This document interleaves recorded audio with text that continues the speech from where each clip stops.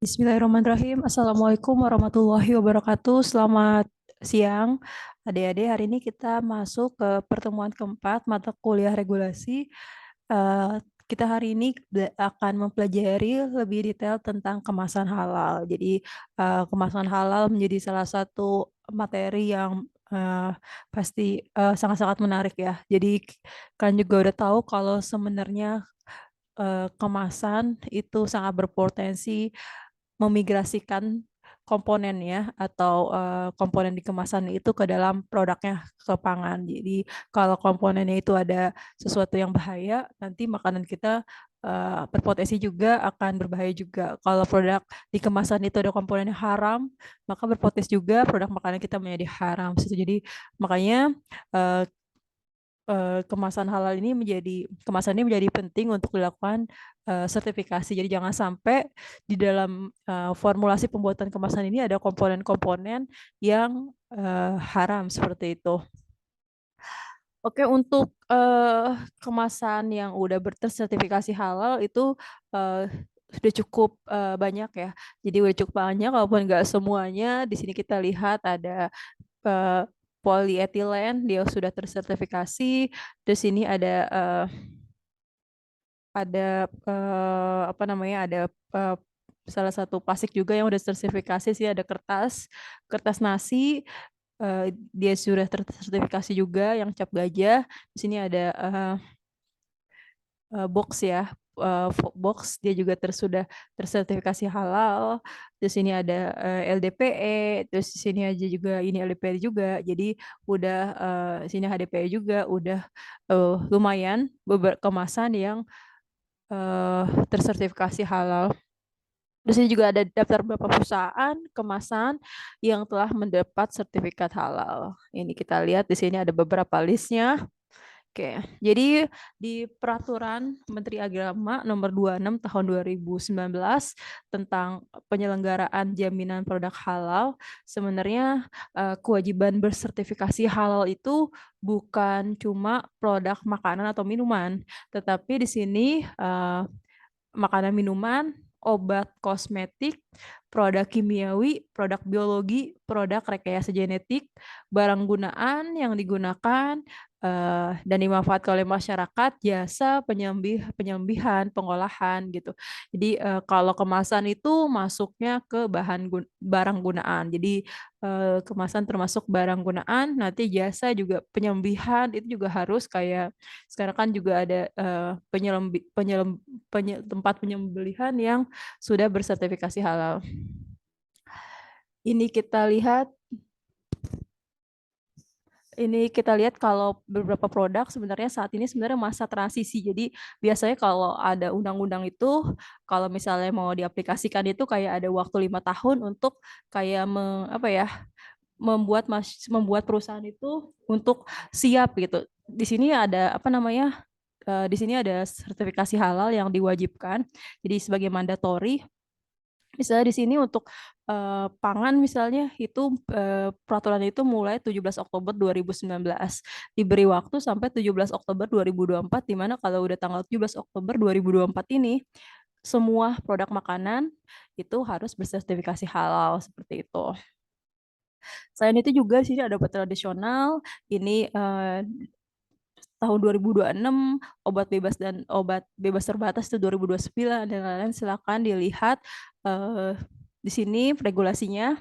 Terus ini juga ada barang gunaan, kayak kalau barang gunaan terkait kemasan juga itu harus sudah tersertifikasi halal pada tahun 2034. Jadi apa namanya udah harus tersertifikasi halal terutama untuk yang makanan atau minuman. Ya, jadi kita juga apa ya bisa dikatakan sekarang ini juga udah banyak kemasan-kemasan yang halal di tahun 2034 itu harus yang untuk produk makanan dan minuman itu harus bersertifikasi halal seperti itu. Gimana dengan sekarang? Kalau sekarang sebenarnya untuk produk yang tersertifikasi halal itu menggunakan kemasannya harus ada surat bebas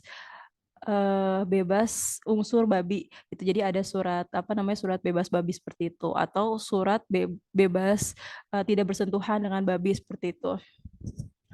Oke, mengapa sih halal menjadi penting? Jadi terkait hal ini saya pengen sedikit kita belajar konsepnya. Jadi pasti karena ini bagian dari perintah Allah ya, menjauhi dari maksiat dan ciri muslim itu harus samina wa ta'na. Salah satu perintahnya adalah dengan mengkonsumsi produk yang halal. Karena negara kita negara muslim, pasti perlu ada jaminan produk halal.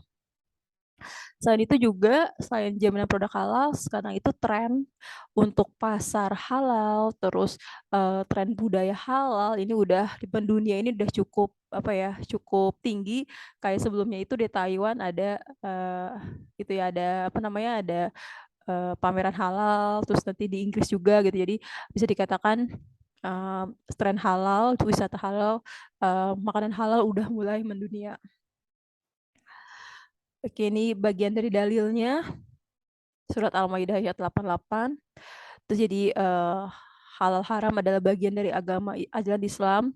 Sorry ini ada typo, jadi aturan halal haram itu tercantum dengan jelas di Al-Quran dan hadis, tapi ada beberapa kasus yang bisa dikatakan perlu dilakukan fatwa. Jadi dengan perkembangan teknologi, terutama teknologi pangan, itu ada apa ya, ada yang bisa dikatakan ada produk-produk yang eh, susah untuk tertelusur gitu. Jadi susah tertelusur apakah dia dari halal dan haram, makanya perlu difatwakan, perlu diidentifikasi dan perlu difatwakan. Jadi di sini hal itu adalah sesuatu yang diperbolehkan menurut ketentuan Islam.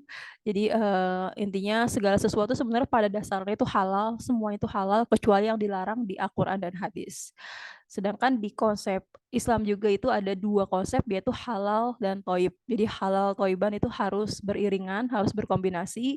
Jadi toib itu sesuatu yang aman, baik, suci, bersih, tidak berbahaya untuk kesehatan. Jadi terkait kemasan juga, kemasan itu selain halal juga harus yang toib juga. Jadi nggak berbahaya, migrasinya rendah, kayak gitu. Jadi halal dan toib. Apa sih sesuatu yang diharamkan itu menurut Al-Quran itu yang pertama pasti ada babi, ada bangkai, ada binatang yang disembelih dengan menyebut nama selain Allah. Jadi baik itu sapi, ayam gitu. Tapi kalau misalnya proses penyembelihan itu enggak sesuai dengan syariat Islam dan penyembelihan itu tidak menyebut nama Allah kayak gitu, itu binatang itu bisa dikatakan tidak halal gitu. Jadi di sini binatang yang halal itu binatang yang dari binatang yang halal dan proses penyembelihannya juga harus sesuai dengan syariat Islam. Darah dan juga homer itu haram. Terus dari fatwa MUI juga bagian tubuh manusia juga haram juga. Jadi kalau misalnya terkait kemasan mungkin bagian tubuh manusia nggak banyak digunakan, tapi untuk terkait dengan produk kesehatan itu kayak enzim misalnya, enzim amilase misalnya itu kalau dari saliva manusia itu hukumnya haram, tetapi kalau misalnya dari mikroorganisme atau mungkin dari apa ya, dari hewan itu masih itu halal. Tapi kalau dari tubuh manusia itu haram. Terus dari hadis itu yang diharamkan itu hewan bertaring, hewan yang menjijikan, hewan yang dilarang dibunuh, hewan yang disuruh untuk dibunuh. Jadi ini adalah hewan-hewan yang haram. Komponen-komponennya semua itu tidak boleh masuk ke dalam sesuatu yang halal. Kalau masuk berarti dia bagian jadi haram juga. Pengecualian nih di hadis, semua hewan yang berasal dari laut dan hidup di air adalah halal walaupun tidak disembelih. Jadi kalaupun ikan misalnya, ikannya mati tetapi masih dalam keadaan toib atau baik, kualitasnya itu nggak haram. Jadi masih bisa digunakan. Jadi untuk produk, untuk semua yang hidup di air dan hidup di laut itu halal. Homer. Jadi Homer ini ketika apa ya? Ketika ekstraksi misalnya untuk pembuatan edible film atau edible coating kita menggunakan alkohol, ini ada ketentuannya. Jadi kalau misalnya sumber alkoholnya itu dari industri Homer itu berarti haram. Tapi kalau dari industri non Homer itu boleh. Kayak misalnya etanolnya itu dari industri tape itu boleh dimanfaatkan gitu. Produk cair hasil samping industri Homer. Itu kalau hanya pemisahan fisik aja, misalnya, Homernya itu dipisahin nih, didestilasi seperti itu, atau, apa namanya, cuma pemisahan fisik aja, itu masih haram pastinya. Tapi kalau misalnya udah ditambahin senyawa, menjadi senyawa yang lain, ini, hukumnya udah halal, boleh. Produk padat hasil samping industri Homer, misalnya contohnya adalah ketika kita bikin Eee, fermentasi alkohol gitu, itu kan ada ada apa namanya, ada Saccharomyces-nya.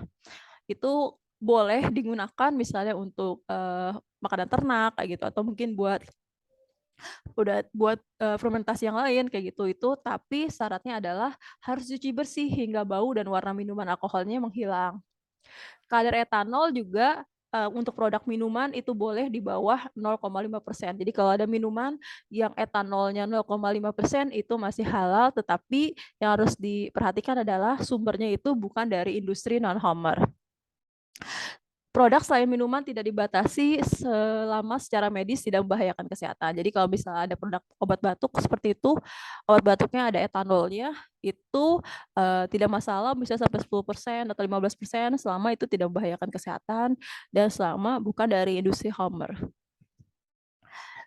Oke, ini yang tadi kalau pemisahan secara fisik aja itu nggak boleh, masih haram, tetapi kalau misalnya, eee ada perubahan senyawa itu, boleh atau bisa dikatakan halal.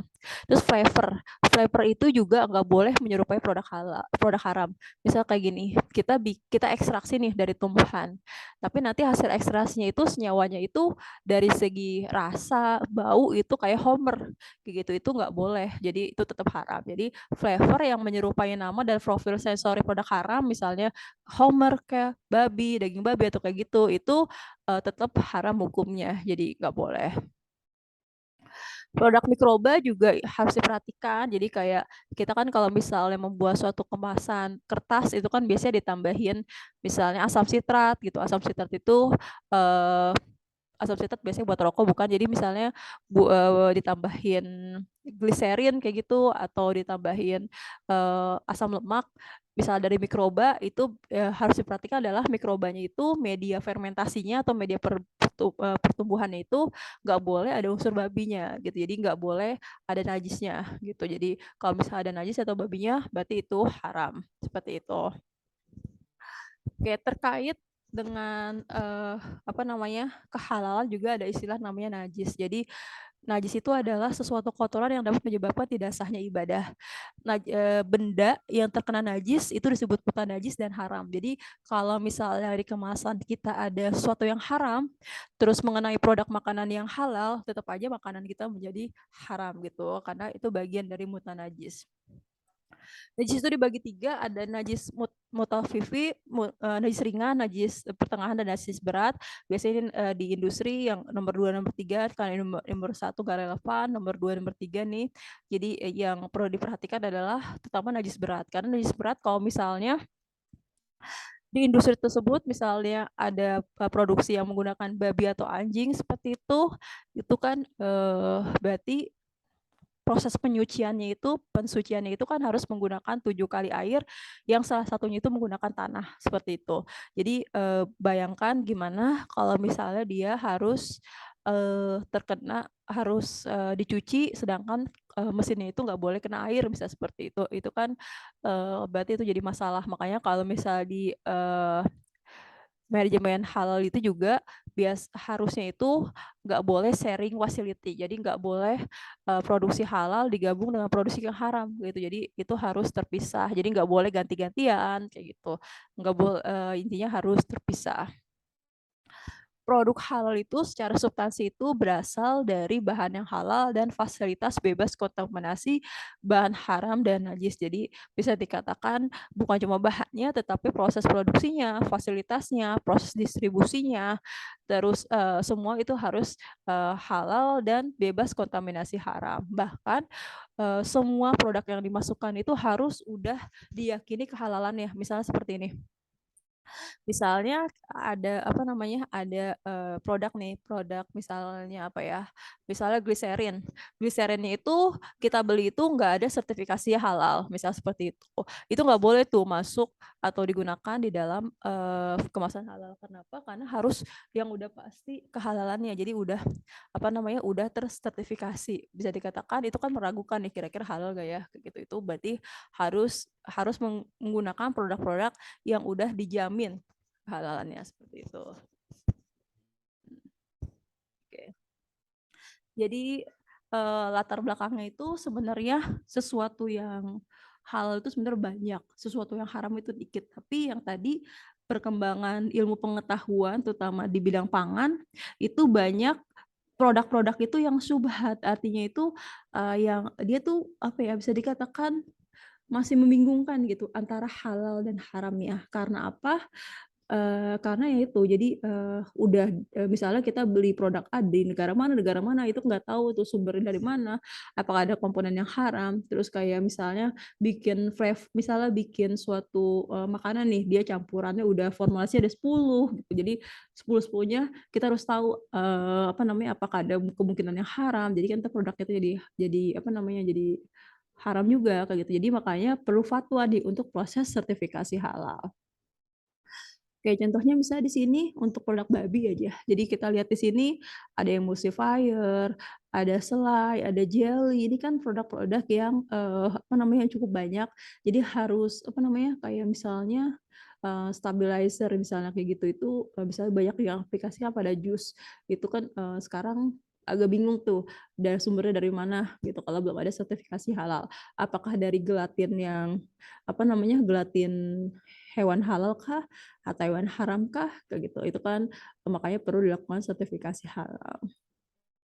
Terus misalnya, karbon aktif juga, karbon aktif yang biasa digunakan untuk kemasan misalnya pada kemasan kertas itu kan ada karbon aktifnya untuk, apa ya, untuk proses, supaya warnanya lebih putih gitu, apa namanya, kertasnya. Itu karbon aktifnya itu bisa dari 3 sumber nih, dari 2 sumber, dari tumbuhan atau hewan, kayak gitu. Biasanya yang dipakai itu dari hewan. Hewannya hewan mana dulu nih? Apakah tulang halal atau tulang haram, kayak gitu.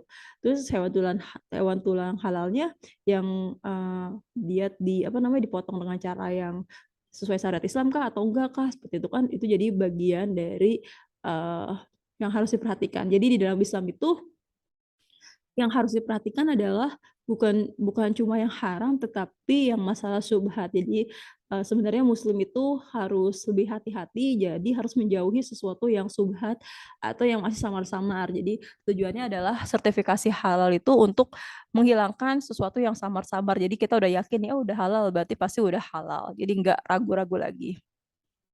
Di sini ada istilah kalau di, halal ini namanya titik kritis. Jadi suatu tahapan produksi di mana ada kemungkinan suatu produk menjadi haram. Jadi disebut juga dengan titik kritis. Jadi ada kemungkinan sesuatu yang haram. Kayak misalnya di sini tepung terigu itu biasanya ada tambahan L-sistein, vitamin gitu. Jadi kita tahu kalau misalnya sistein itu kan dari rambut, itu bisa dari rambut manusia atau rambut hewan. Kalau dari rambut manusia berarti haram pastinya. Kalau rambut hewan, hewannya berarti hewan halal atau yang haram nih. Terus kalau misalnya dari hewan halal misalnya apakah penyembelihannya halal atau haram nih kayak gitu. Itu kan bagian dari sesuatu yang harus diperhatikan. Vitamin ini biasanya dari proses fermentasi. Fermentasinya itu mikroorganismenya gimana seperti itu. Terus juga biasanya vitamin itu dilakukan coating. Coatingnya itu menggunakan gelatin. Gelatinnya itu sumbernya dari hewan halal kah atau hewan haram kah kayak gitu. Itu kan berarti bagian yang harus diperhatikan. Lemak juga banyak deh digunakan untuk kemasan, terutama kemasan kertas itu, harus ditentukan nih kira-kira lemaknya ini berasal dari mana, dari hewan halal, hewan haram, kayak gitu. Jadi, itu yang bagian diperhatikan. Gula gitu, gula biasanya proses pemurniannya itu menggunakan arang aktif. Jadi arang aktif yang tadi juga saya udah bilang itu, bisa menggunakan tumbuhan, bisa menggunakan hewan, tapi yang paling umum digunakan hewan, hewannya juga berarti kan harus apa ya, diperhatikan adalah hewan itu harus hewan halal, penyembelihannya juga dengan cara yang halal, kayak gitu. Jadi gula itu bukan cuma dari tebu, berarti ada bahan baku yang lain tuh, warna juga dan lain-lain. Jadi, ini yang harus diperhatikan, keju juga. Keju itu kan proses penggumpalan itu dari susu, dia butuh, renin ya, enzim renin. Enzim renin biasanya dari lambung biasanya yang paling umum adalah dari lambung, mamalia. Itu dari mana nih? Dari, hewan halal atau haram gitu. Jadi kan ini banyak yang harus diperhatikan gitu.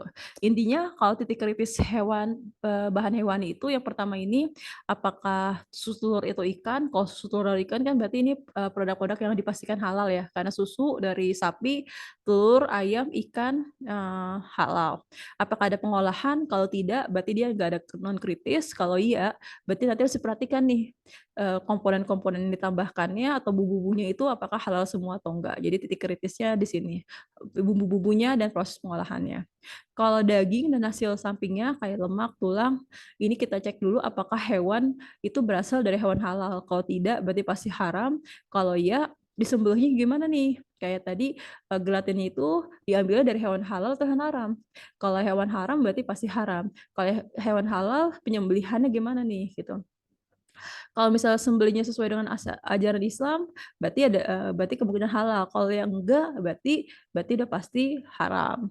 Terus kalau misalnya, dia halal, ada proses lanjutannya nih, misalnya ditambahin, seasoning, ditambahin, bahan-bahan. Apakah misalnya tidak, berarti dia halal. Kalau misalnya iya, berarti itu jadi bagian titik kritis nih, kira-kira bahan-bahannya itu apa aja.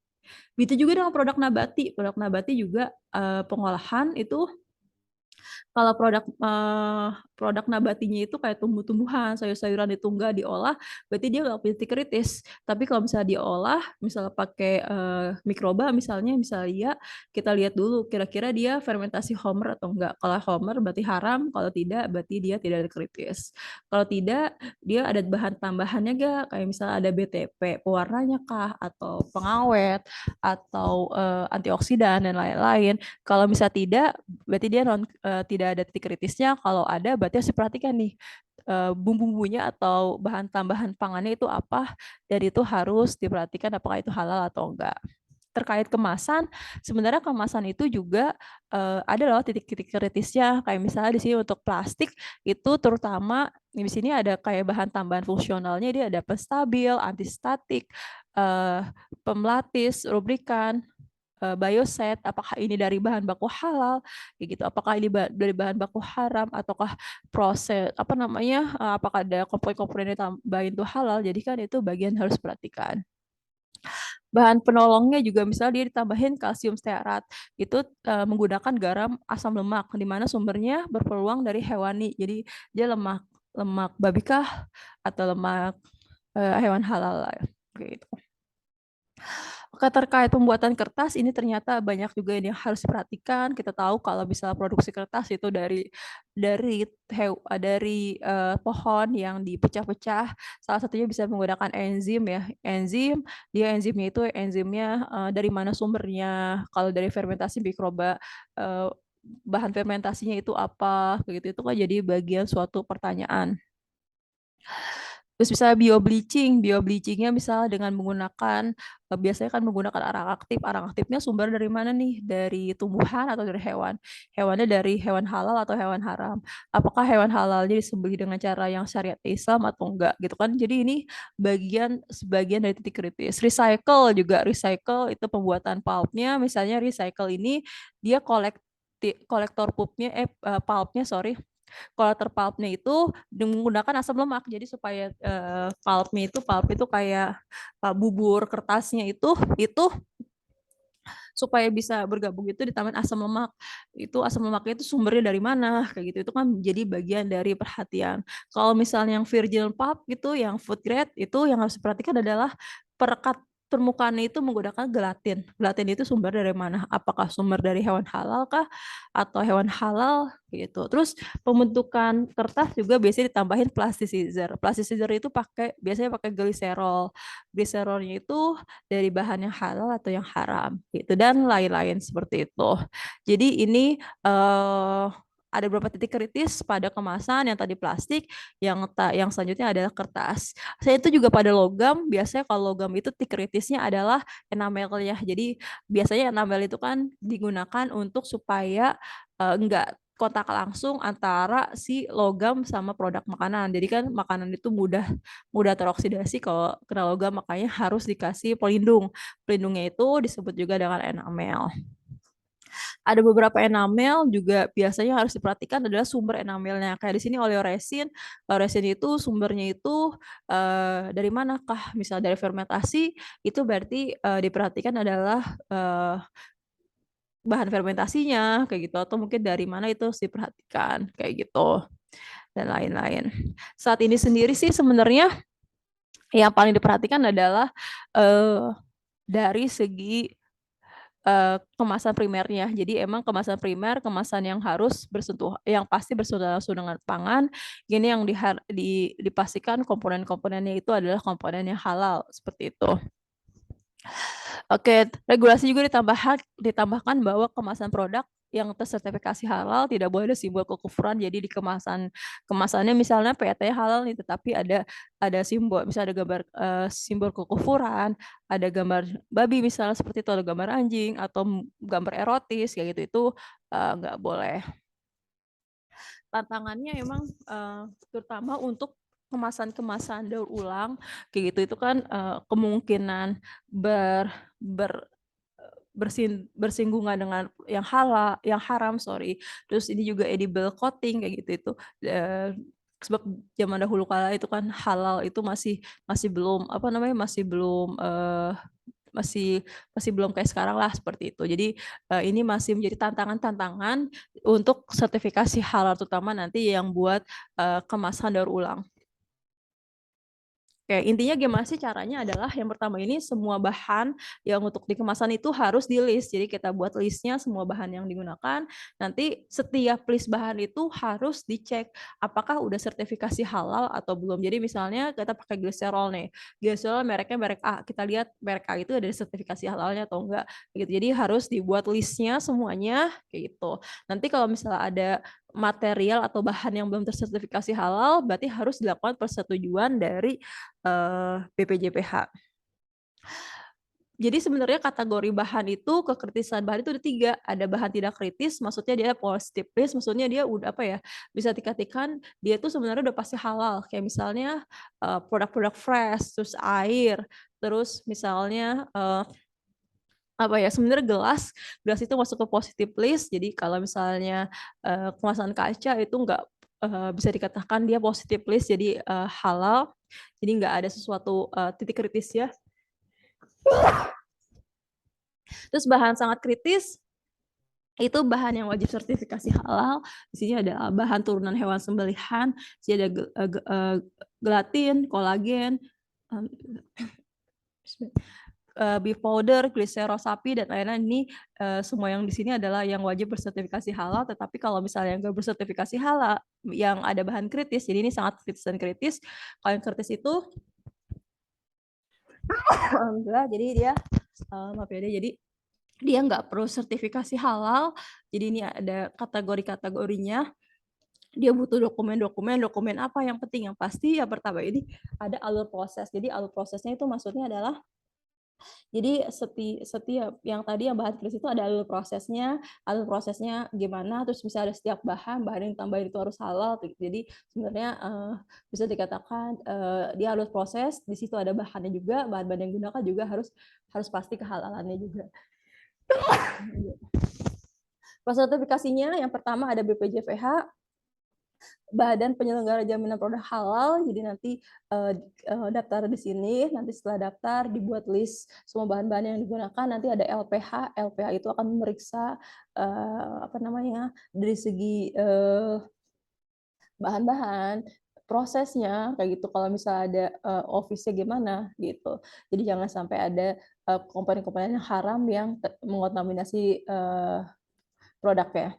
MUI nanti setelah diperiksa oleh LPH, nanti masuk ke MUI. Di sini MUI akan memberi fatwa apakah produk tersebut halal atau kemasan tersebut halal atau belum halal kayak gitu.